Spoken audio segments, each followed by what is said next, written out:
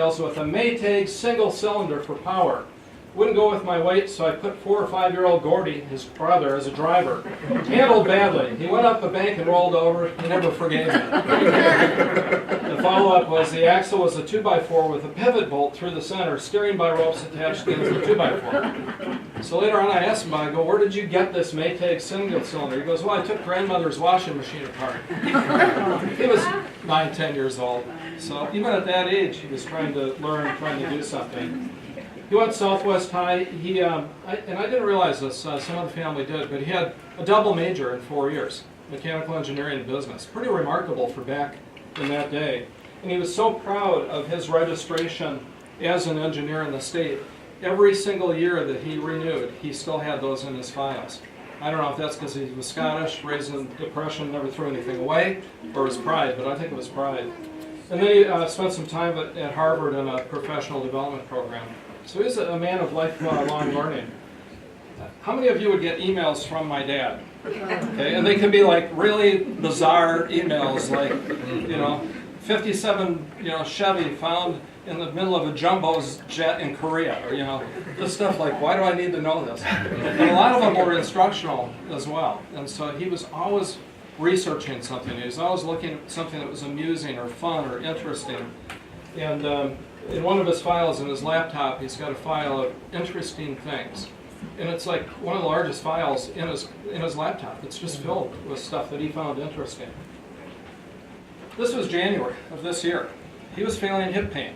He didn't have a lot of energy, but he was out there trying to learn how to kite surf. And my dad was a great driver, but he was like one of the worst athletes in the whole world. It was horrible. He played tennis one time with Mom when they were probably in their 30s, and he swung so hard at the ball and missed, he hit himself in the face and broke his nose. So blood's flowing down, and Mom looks at him and she goes, serve. True story, Mom? Yeah. So he was not the most athletic guy, but he tried. He would try to learn everything. So work hard, play hard. He also played hard, and he said he'd rather have an experience than a thing. Sharon and him got in a big debate last year about that. Because Sharon's like, I want to buy a thing. Son can always have it and look at it and use it. He's like, no, I want an experience. And of course he had some things, but he loved going to the Jazz Fest, Formula One, the concours, the art festival, and other things. And obviously cars and racing were a huge part of his life, even after he stopped racing. Even trying to get my kids going in karts at an early age. This is a photo that you really can't see, but one of his great activities, things that he loved doing, was sitting in that chair on the beach. And he said when he moved down there, I'm never going to expose my body to a temperature colder than 55 degrees again. That was his life goal. And so on Cayman, when you get acclimated at 70, I mean the wind chill could be 68. It's freezing. So he would set up his laptop there with a video of a fireplace because it made him feel warm. And of course he was a scuba diver, went to the Kentucky Derby. We thought he was a hero here because he was paragliding in Mexico when we were little kids. We went on a trip there. And the greatest thing about that, I don't have the video of it, but when he came down, this big 6'3" man came down, there were 5 Mexicans that were trying to corral him, and he just flattened them all.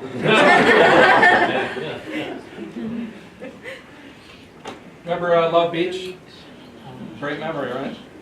So one year, rented a bunch of cottages, a bunch of family friends, and went down to spend time on Love Beach. Of course, he always had a motorhome that needed a lot of work, because why buy a motorhome that's going to work? You got to have one that has to have work.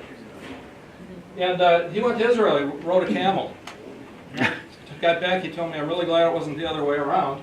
And then we went to Scotland, and he was so proud of his Scottish heritage, he found this little deal where you had to dress up and look like William Wallace. So I looked like the pygmy William Wallace. Dan and Dad looked pretty good. Went to Jerusalem. A lot of experiences. So he really had a great life. Everything from goose hunting as a little kid to catching 600-pound marlins off the coast of Kona. And he liked to party. Grandpa? Apparently gender identity was a big thing back in the 50s. I don't know.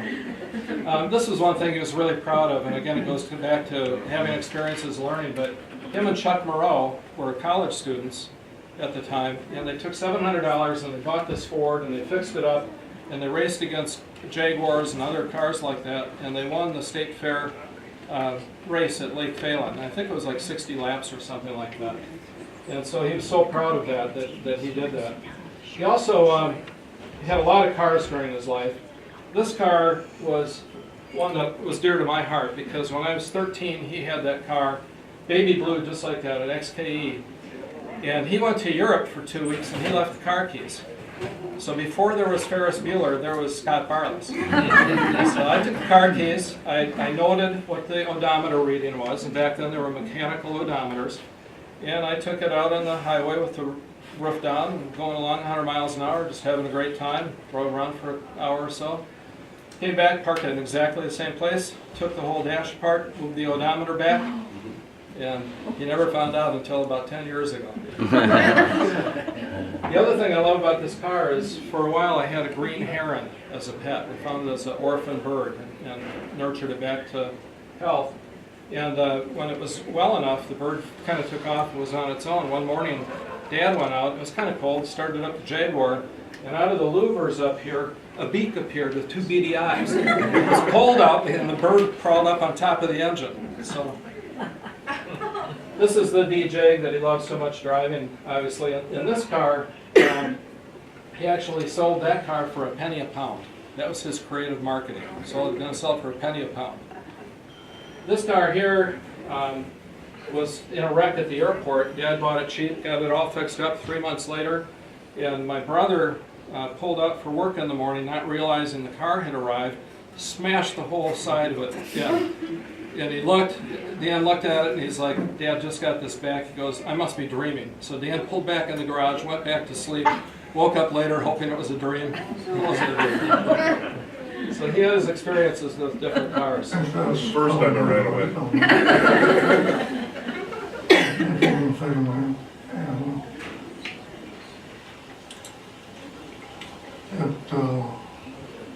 In fact, it just amazes me, and it does amaze me. To see a family of that size, and just how it happened, what had happened, and the fact that it happened through just a million of wonderful people. Yeah, you got quite a family, Dad, that you started. And very strong people, very entrepreneurial, very successful, very decent, kind, good people. And by marrying Darlene, you brought, Amy and Mark and their kids into our family. You grafted the tree. And, I know we all think of them as brothers and sisters. And so you've done a great job, Dad. It's amazing. And family's always been first for you. If on one of these occasions or more, somebody could kind of express that idea,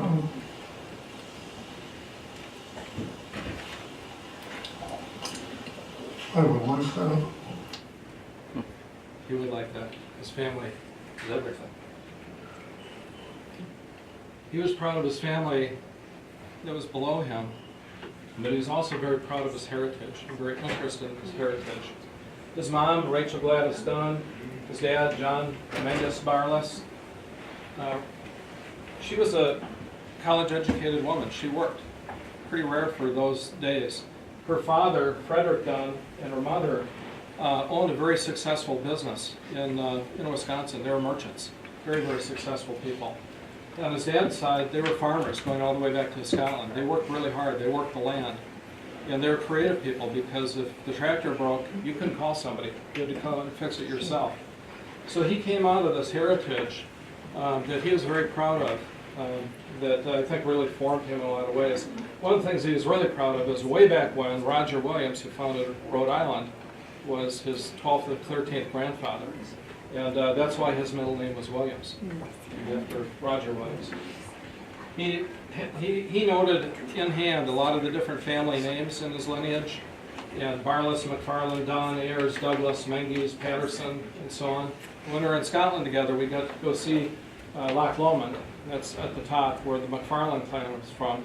And McFarlands are basically cattle thieves. So eventually the government wiped out their clan. But their motto is "This I'll defend." And then we actually got to go to the Mengus castle. And that was his father's middle name, was Mengus. And it's the motto there is "With God I shall." So he's very proud of who he was and where he came from. On the Barlass side, how many people have, anybody not heard the story of the Barlass name? Not heard it? Okay, a few people. So Kate Douglas, back in 1437, was friends with the King and Queen of Scotland. And they were having dinner at a place called the Blackfriar Inn in the town of Perth. And the place they were at came under attack if somebody wanted to kill the king. And so they went to try to put the bar in the door to block these people from coming in, but it was a conspiracy. Somebody had removed the bar. So the king and queen weren't going to be able to escape through the secret passageway. So Kate Douglas put her arm in there and served as a bar, and they eventually broke in and broke her arm. But from that day forth, she was called Kate the Barlass. And that's where the family name originated, was Kate Barlass. So he was proud of that. So when Dan and I went with my dad at the age of 70 over to Scotland, he spent hours in the libraries trying to research family heritage. And then he also wanted to find the Blackfriar Inn in Perth.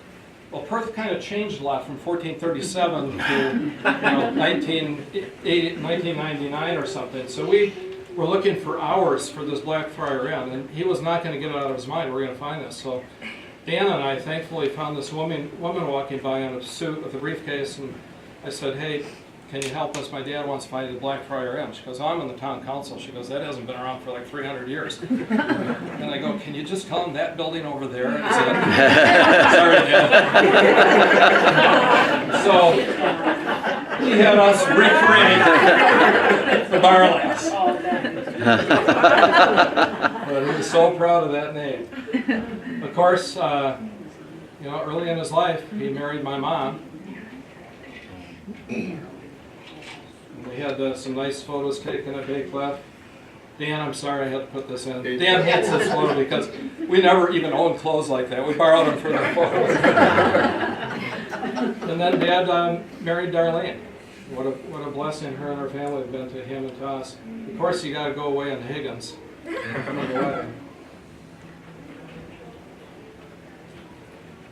And through Darlene, we've got great brothers and sisters and their kids that are part of our family now. And of course, we all got to enjoy Cayman and time at Gun Lake. And the dad, like I said earlier, family wasn't blood. It's not how he defined it. He defined family as love. You love somebody, you care for them, their family. And he had many friends throughout his life that he just loved and cared for deeply.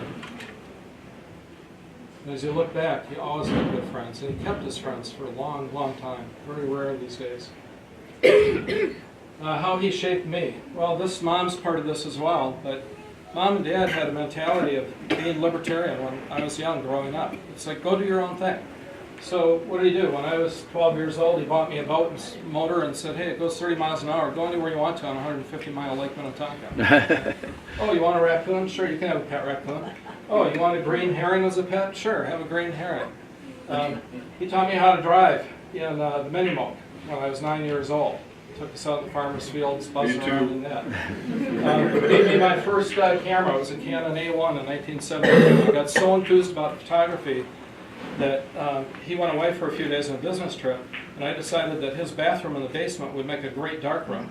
So I completely tore it apart. I built the trays, fiberglassed them, painted it all in, put the bright lights in and everything. I forgot to ask him permission. But when he got back from the trip, he went down to use the bathroom. He's like, "Scott, what happened to my bathroom?" I said, "Well, it's a darkroom, Dad." But I wasn't angry about it. He thought that was great. When I was about 14 years old, he bought us a 3-wheel mail cart that if you started at the very top of the driveway, went a mile, loaded with all the little kids from the neighborhood on it, you get up to 45 miles an hour. He did it up on 2 wheels, went around.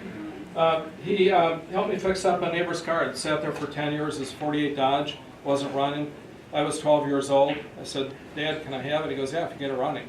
So we towed it back, bored out the pistons, got the car running. Taught me a lot.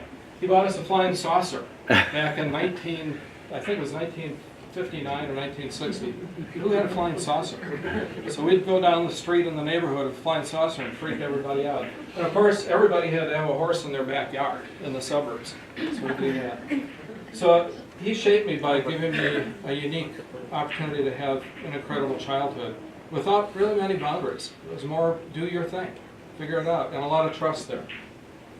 He also taught me never give up, do nothing to harm the family name. And that came from his mother. And I'm sure it came from generations before, but the family name was a big deal. Don't ever hurt the family name. Right tool makes it easier, work first, play later, make money, give to others. When I was starting out, I was thinking, well, maybe I'll be a social worker or a pastor or something like that, because I wanted to help people. And one day he said, you know, Scott, if you do well, you're successful, you can really help a lot of other people. And he was so generous. He was so generous. Even times when he didn't have, 2 nickels to rub together, he would still find a way to give. One of my favorites was do as I say, not as I do, especially when I try to get him to quit smoking when we're young. And then do your best. I viewed my dad as being somebody that was very wise, and up until his death, I tapped into his wisdom frequently.